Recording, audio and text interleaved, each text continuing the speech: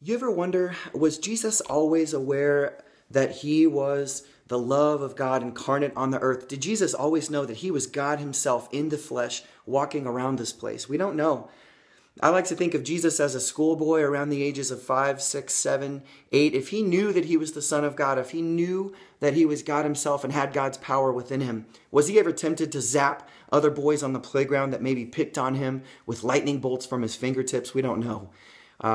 Really, the Gospels are pretty silent about the life of Jesus until we get to his public ministry. And right at the end of his public ministry, during Holy Week, just days before he's going to be crucified, we find Jesus in the temple area. And he says very publicly, if you destroy this temple, I will rebuild it in 3 days. And most theologians agree that he wasn't talking about the actual temple of worship. He was probably talking about the temple of his body.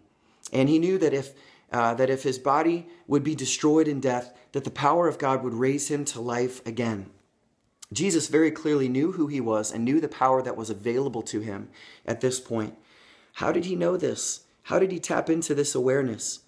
Probably because he spent so much time in prayer. The gospel writers have Jesus retreating very often to a deserted place where he could pray by himself, where he would spend time speaking to the Father and asking the Father to send him the power of the Holy Spirit.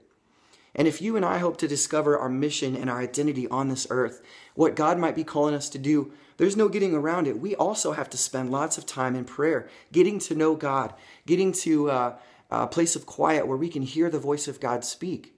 God might be calling you to make a big change in your life. God might be calling you to greater conversion, to make some moves, to quit your job, to end a relationship, to free yourself from burdens of sin that keep you from him.